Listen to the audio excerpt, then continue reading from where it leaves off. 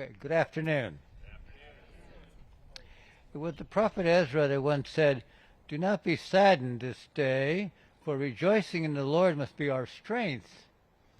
And so we come here to rejoice and give gratitude and praise to the Almighty, Rock of Ages, for inspiring and uniting people of rank and purpose to give us this development, the Rise Temple Courts.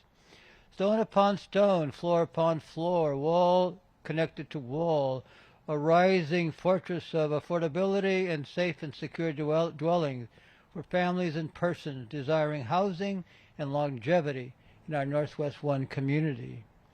So we bless the Almighty Spirit, who has touched the minds of so many in wisdom, the hearts with discernment, and hands and bodies with skills to achieve these home dwellings in just and peaceful situation.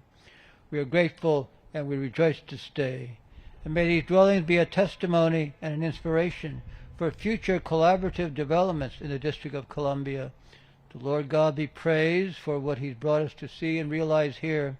All bless those who had something to play in this enterprise and those who have been called back to God who have gone before us. May God be praised and blessed, and may we all be sustained in continuing his work of construction, future construction and elaboration and collaboration in providing safe and secure and affordable housing for our residents. May God be praised. Amen. Amen.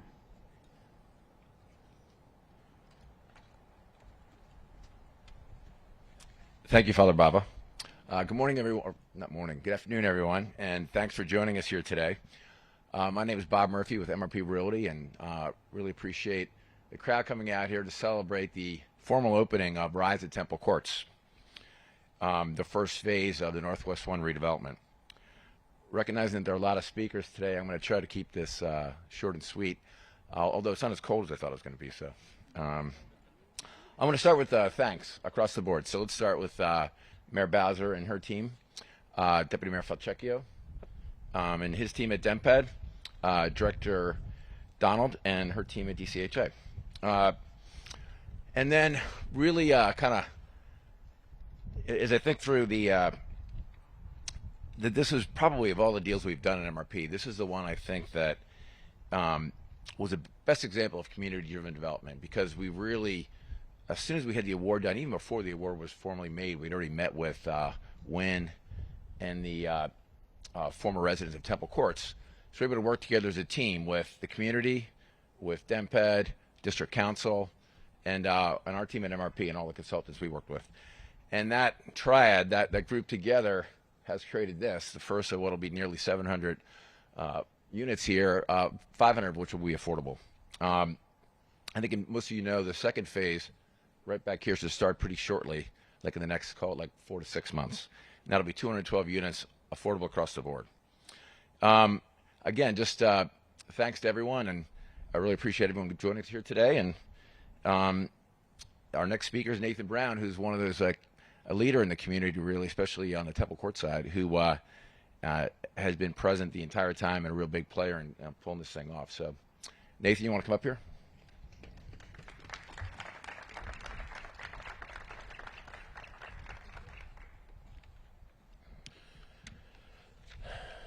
Good afternoon. Come on, y'all can say it louder than that. Good afternoon. One more time. My name is Nathan Brown, and I'm a fourth-generation Washingtonian, one of the residents of the original Temple Courts. 20 years ago, on this land that we're standing on, you would have seen me playing basketball in the parking lot with my neighbors and laughing while they grill at the neighborhood barbecues.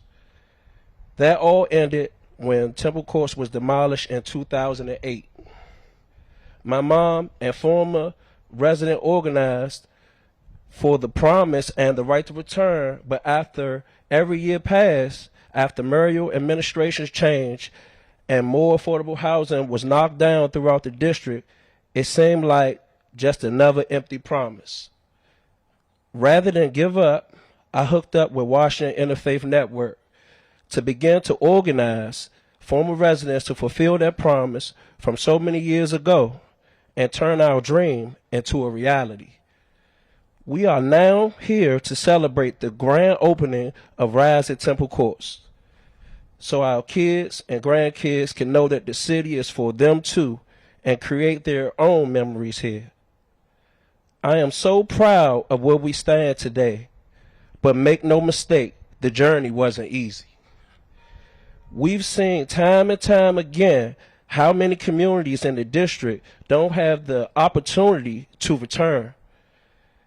It took countless hours dedicated to training, door knocking, building people power, strategizing, and meeting with many of the elected officials here to today to fulfill this promise. I want people to know two things. First, that today didn't just happen because of architects, engineers, developers, and the district government. It was organized people, native Washingtonians, former residents who worked alongside Wynn for 12 years to help shape, reshape, and make sure this project happened.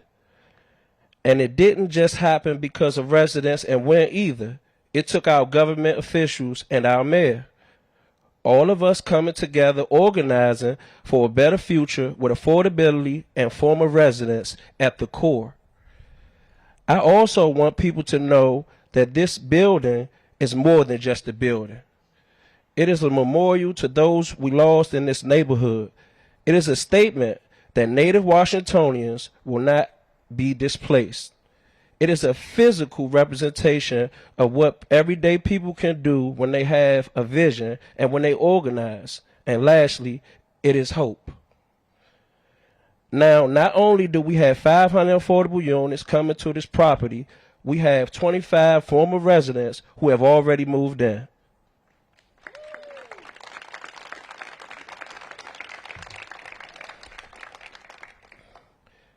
Many of those children are former residents. That's why we fought so hard for all these years, for hope, so the next generation can stay in the city and have a chance to not just survive, but to thrive. My family doesn't have plans to move into Rise at Temple Courts because now I'm organizing for the next dream, to become a homeowner in the District of Columbia.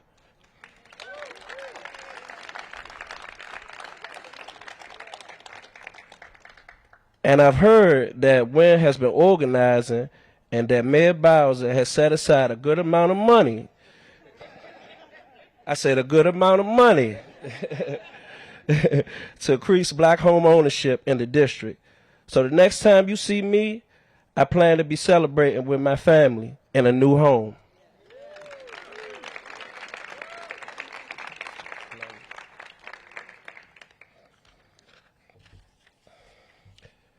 As I said, Rise at Temple Courts is more than just a building. This is a reminder that DC is for everybody. And as my fellow friend and Wynn leader, Raffaello Jenkins, always says, if you were a part of poverty, you deserve to be a part of prosperity. To all my fellow former residents, let's prosper. Thank you.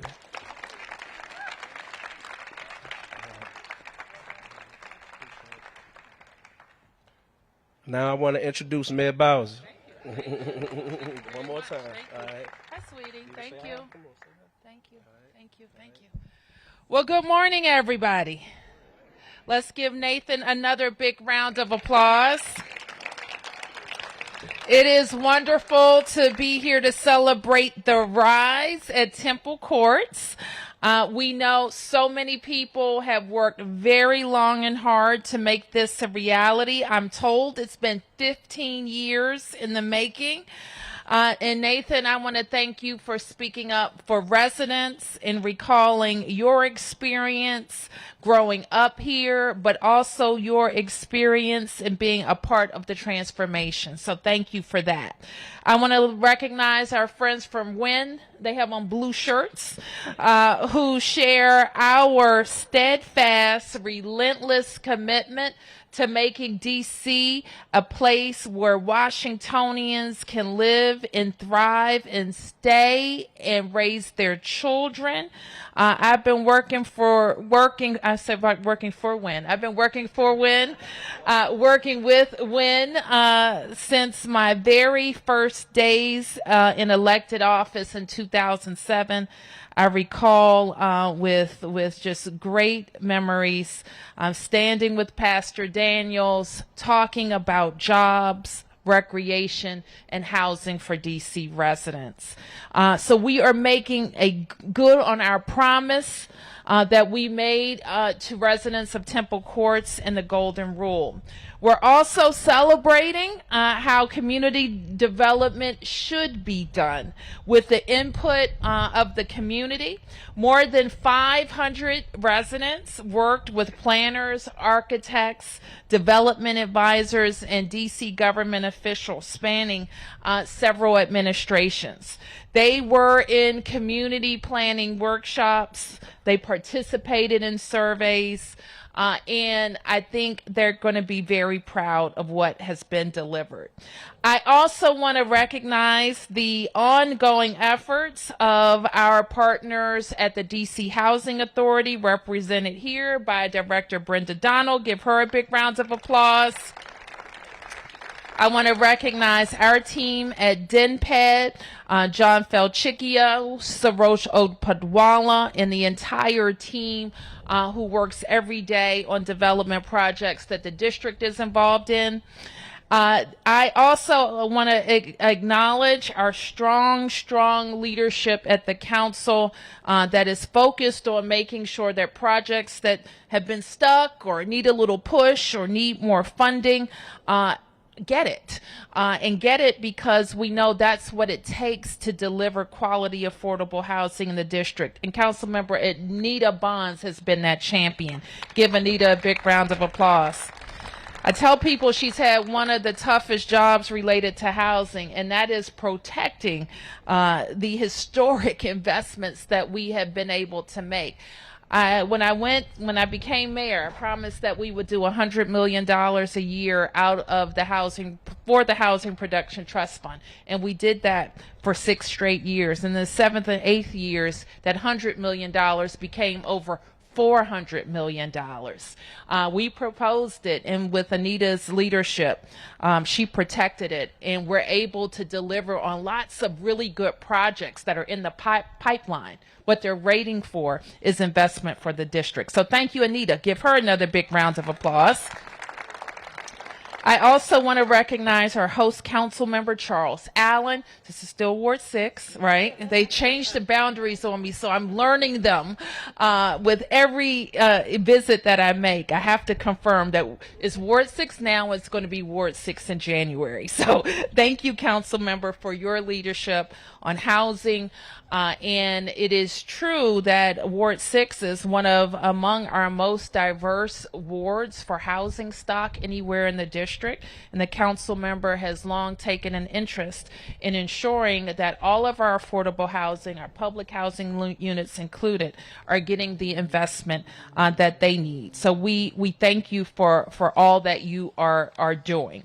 So let me now say that our third term, my third term, your third term too, yours too, right? Three times, 3-piece up here. We get to do even more. And we get to focus on what this initiative is part of, and that's the New Communities Initiative. Here at Northwest 1, at Park Morton, at Berry Farm, and also at Lincoln Heights. In New Communities, Mayor Williams really began this focus on new communities, and that was a promise then that remains today, that the district, our local dollars, local taxpayers would be a part of transforming federal public housing units. And so we will continue that work. Here at Northwest One, we will have 700 new affordable homes, with 211 of those units reserved for former residents of Temple Courts. That will be 700 more homes, close to everything that we have here, in an area that has a library, grocery stores, great transportation, and close to so many opportunities in the center of the city. So I want to thank everyone who has been involved in this long process. I want to invite you to continue working with us and fighting with us for more investment, for bigger ideas as it relates to affordable housing. You heard already Mr. Brown talk about how important it is for people like him, people like me even, who grew up here, were born and raised here, whose families are so committed to Washington, D.C., to know that we're doing everything possible to make this city affordable for them. So I am very proud to now be able to recognize our council members, and followed by Brenda Donald. So with that, let me first acknowledge our chair for housing, followed by Councilmember Charles Allen. Councilmember Bonds.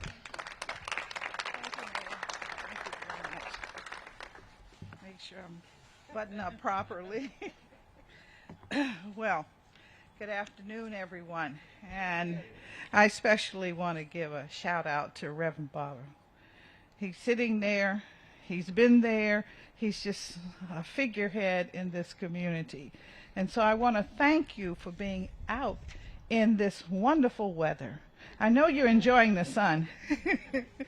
It's a pleasure, absolute pleasure, to be here with everyone, and to the mayor and my colleague Charles Allen and other government officials, private sector representatives, and the most important, Temple Courts and Sursum Quarter community that has joined us today. That's very, very important. And I'm going to give a big shout out to Wynn. My church is a member. I know you're here big time. I'm from Foundry, just so you know, okay? One of the founders of Wynn. Okay.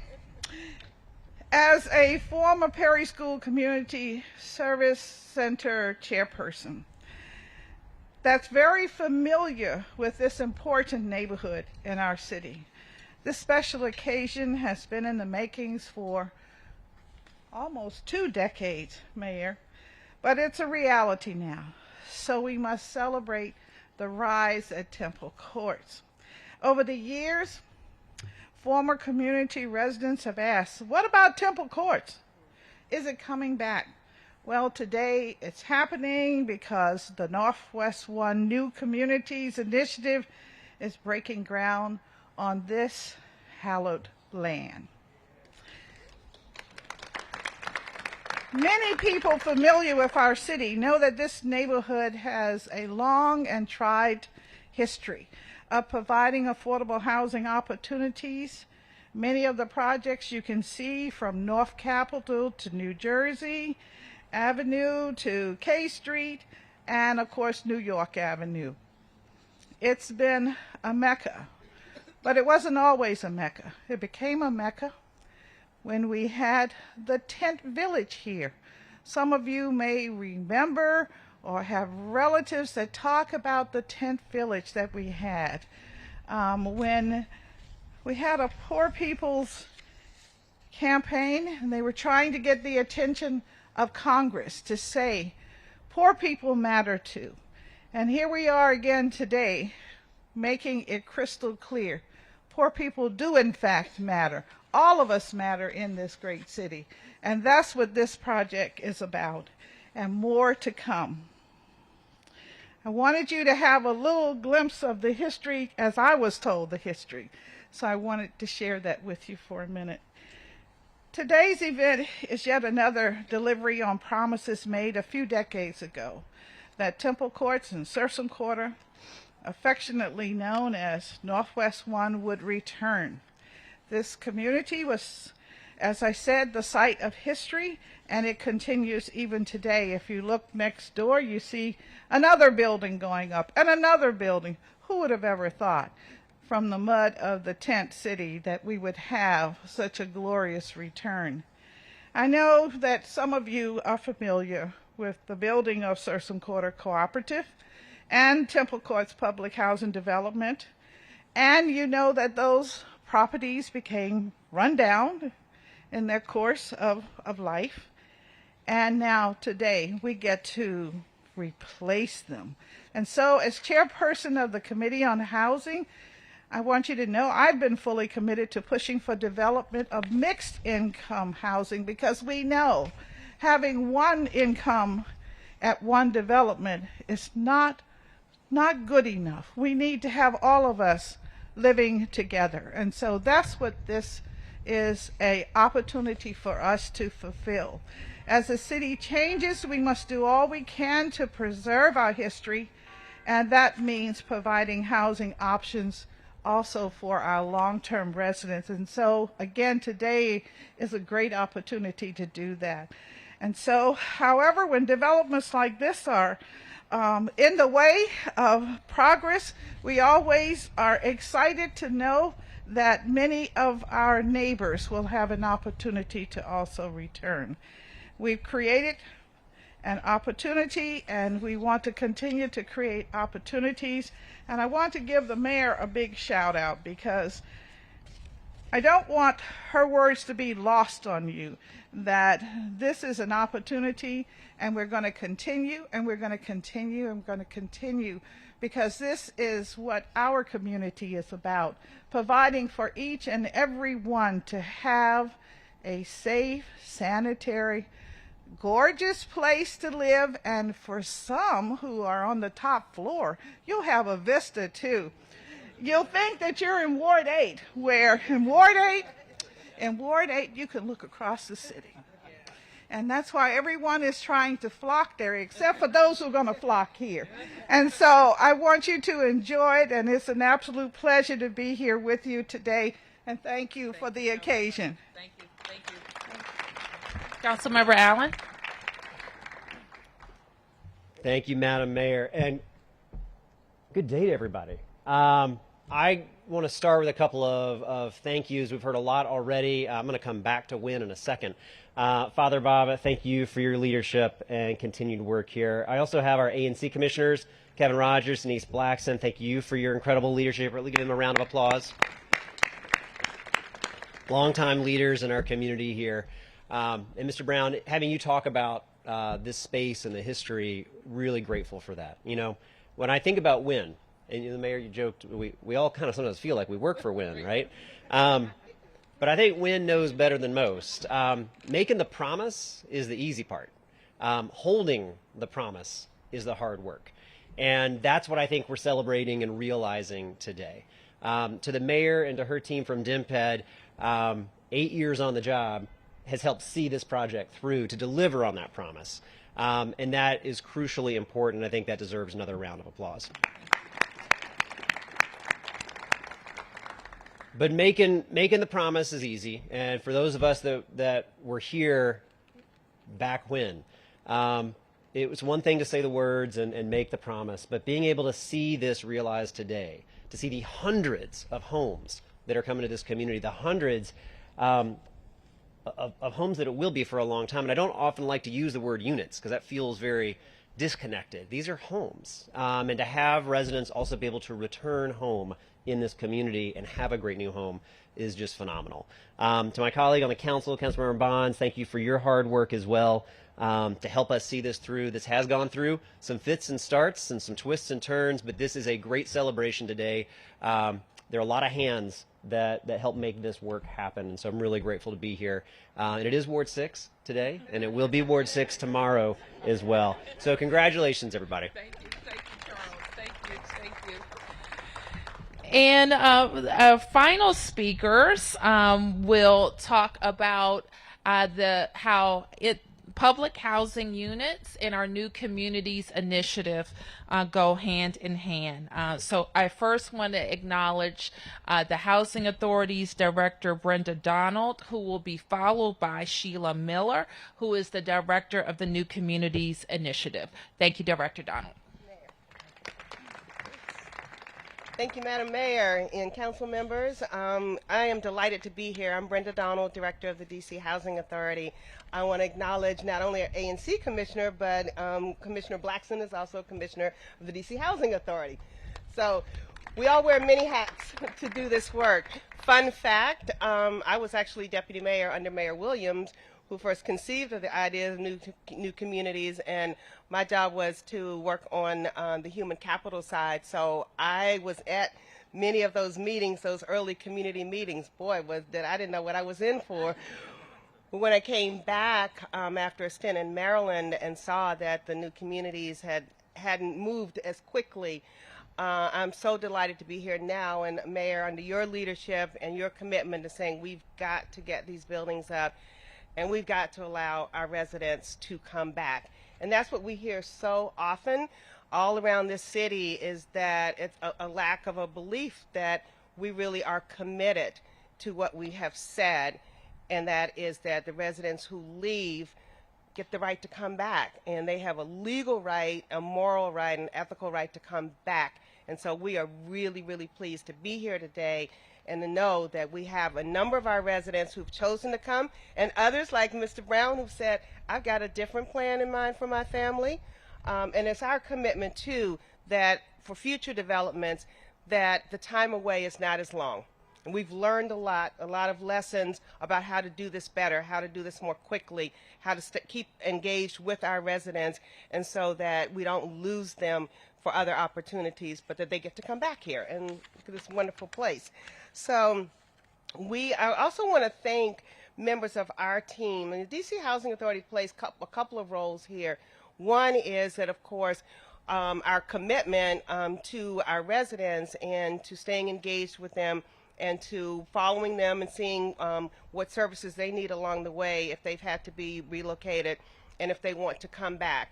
We have a team, a relocation team, or mobility team as we call them, was excellent, and a couple of the key members are not here today, but they are amazing. They're part of our Housing Choice voucher team, Brittany and Katrina and others who stay very well connected to our residents.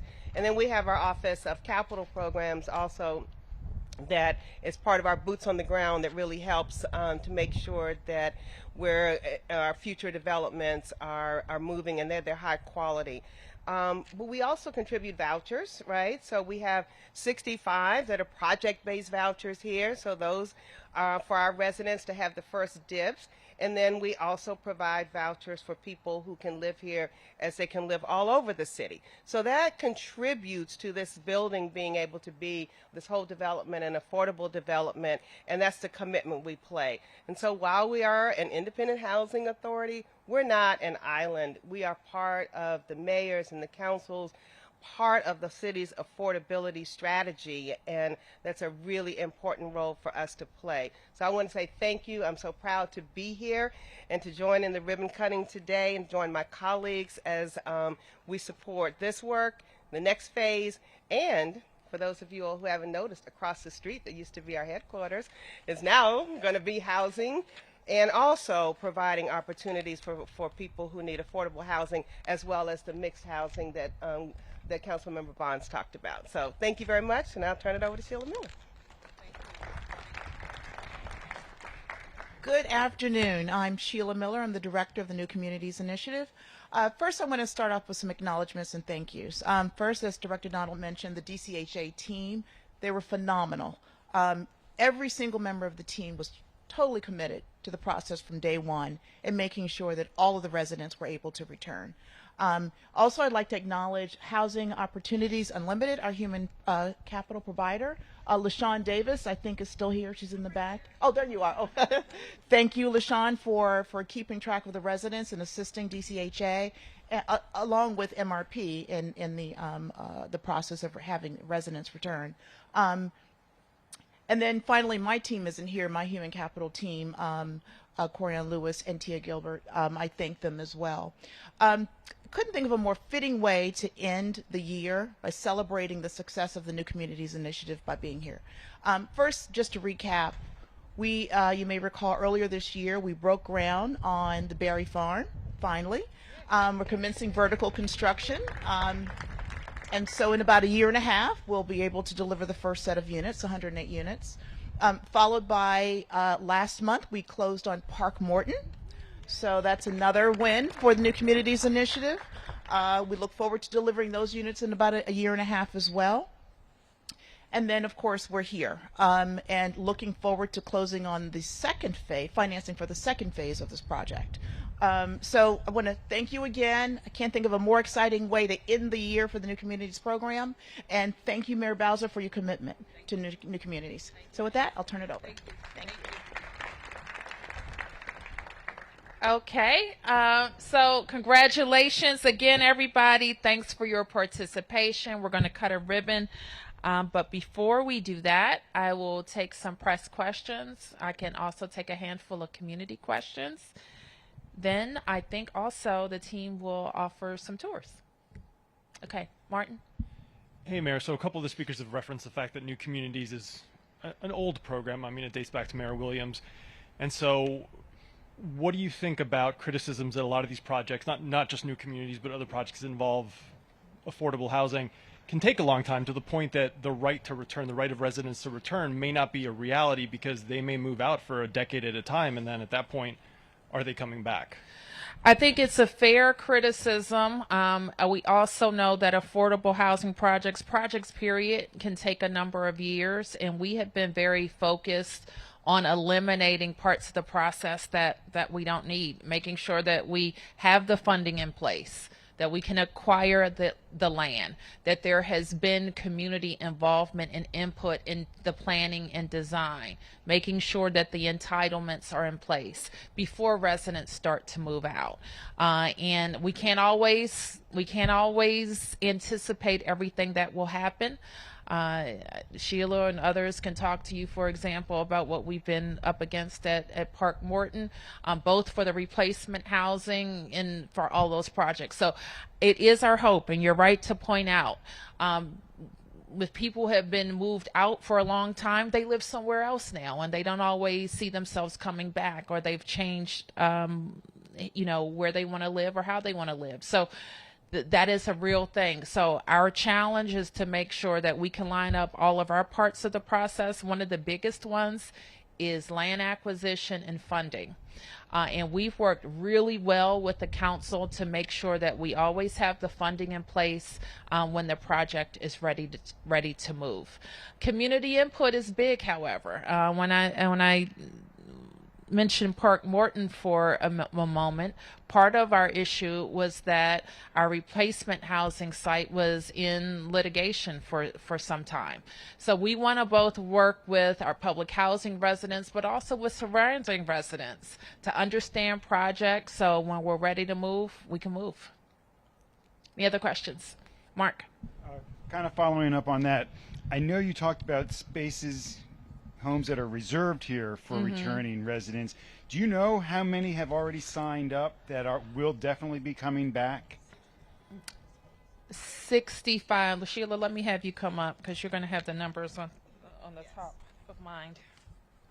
For this phase alone, there's 65 replacement units. 61 of those units have already been occupied. The remaining 4 will be moving in January. They're all returning residents, yes. I appreciate that. And then, Mayor Bowser, I have a couple of off-topic, if we can. Okay, any more on topic? And then I'll come back to you. Yep. Can you? Okay. I'm curious, some of the units in this building opened up in August, so why is it that some of the returning residents didn't have the opportunity to move in until January? Well, I think there's going to be rolling applicants and people coming into the building on a rolling basis until it's full. Yep. So this is slightly off topic, but pretty much related. Tomorrow the council is going to take a vote on the DC Housing Authority reform bill that you had authored and that the chairman has now amended. I'm sure you've heard, but one of the criticisms from the Attorney General and some of the council members is that DCHA has become more about economic development than necessarily housing low-income residents. I just wanted to know what your thought was on that, on those claims. Well, you've heard what our strategy is, Martin, and it is a strategy that has been the policy of the district and of the of federal housing and urban development, is to make sure that we are investing our local dollars into federal housing authority units and homes, and making sure that we can transform them. And like we're doing here, not only will we have the public housing units, we will have mixed income housing as well. And that is the policy that I have pursued since I was a council member, and now having been elected 3 times as mayor. And we think that that's the policy that the council has also supported. Yes. If I could follow up on Sure. Martin's excellent line of questioning once more. Have you seen, or do you know, I mean, originally, there are currently 13 members. You'll correct me when I'm wrong. You originally proposed 7 members. That expanded to 9 before it was pulled. And now Chairman Mendelson said this morning there will now be 10 members. That's news. Okay. Well, that, I guess, is what I'm asking. If you know who would appoint those final members. Is that what he's... He wouldn't say who would appoint. He just said that what will be circulated will have 10 members on it. I think there's 9. He was pretty clear that there was going to be 10 in this new legislation that will be circulated today. The CFO is a non-voting member. That's what's being added? The CFO was always a part of it as an ex officio non-voting member. So let me just ask you, you obviously wanted this passed originally. Now it's coming back in a different form. DCHA has been the focus of a lot of negative attention of late since the HUD report. How important is this vote, and what will it mean if it doesn't pass tomorrow? The vote is very critical, and we acknowledge, and I've obviously had conversations with HUD. The report is a result of a routine monitoring visit that they conducted, which outlines some critical problems for the authority, and that I feel needed my immediate attention. And one of those issues was governance and ensuring that the body itself was functional, and that's the board of directors. It's a governing body for a multi-million-dollar agency, and that the members had to be able to work together to do the very important work that the authority needs. And so I feel like a reset is in order. I worked with Councilmember Mendelson. I worked with Councilmember Bonds, and I presented what I thought was a solid proposal to the council. There is a consensus amendment that circulated the last time that would add, from my 7 members, from shrinking from 13 to 7, add 2 additional members that I thought, and I would support that amended version. And if I could, on 2 separate non-related topics. Sure thing. Can you talk or update us? I see Mr. Donahue, Deputy Mayor Donahue, is here today, on the arrest this morning of a corrections officer at the D.C. jail. And moreover, I believe by my count, this is the 4th CO who has been arrested. I don't know if it's in the past year or just months, but I think since Faust's return. What do you make of 4 of these COs being arrested, and then specifically to this arrest this morning of somebody who embezzled tens of thousands of dollars from their union? I think it's great work on behalf of our investigators. And Kevin, you can join me if you may perhaps have some more up-to-date facts. Mark, we were aware of some problems at DC jail, and it was evidenced by a lot of contraband getting into the jail. And there have been investigations going on and could be ongoing.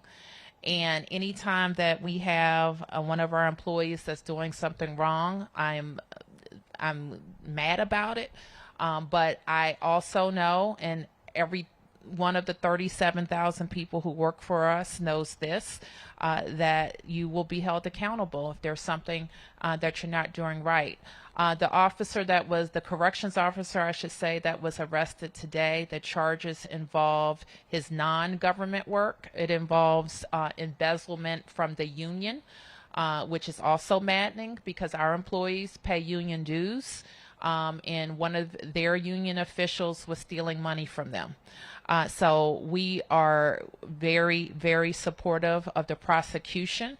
And we're also very focused on making sure we have members who are serving with integrity at the DC jail and not preying on our residents who have to be there. Kevin? I'm going to just pick up on one thing that you said there. Should residents expect more arrests at the DC jail? I don't know that that's the case. They should expect more arrests if there are officers there who continue to do the wrong thing. And Director Faust, thank you for mentioning, also has a very keen focus on stopping contraband. And sadly, the introduction of contraband into a locked jail facility is almost always bad. And so his focus on stopping people who may be involved in that is among his top priorities.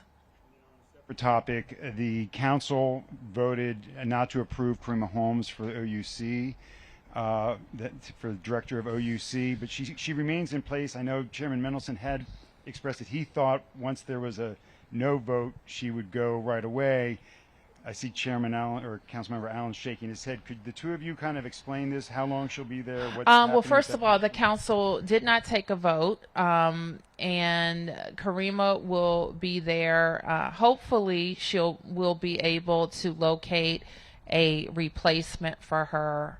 And if we're not able to locate a replacement for her, then we will identify another interim director, likely in a couple of months.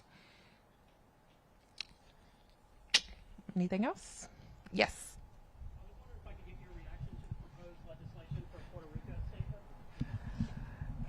statehood. Who introduced it? It was passed through the House last week, the Puerto Rico Status Act. Okay, well, I'm not Puerto Rican. And Statehood.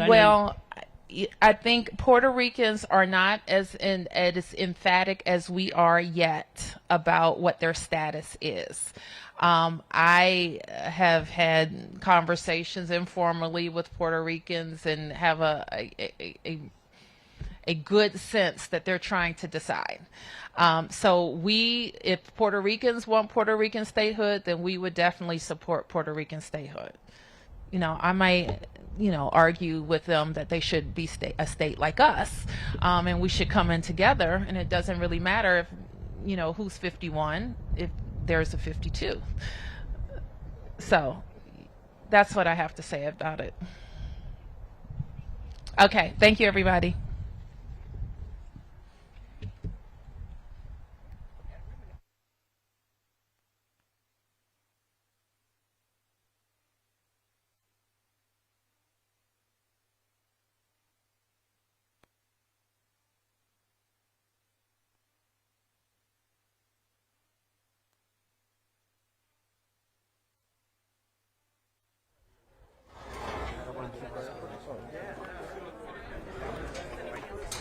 Hey guys, down in the front, please. Yes, please, everybody in the front down. Thank you.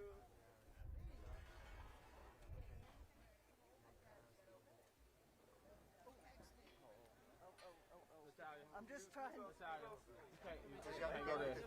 Come on, guys. Hey, come on down in the front. Thank you. Come back with me.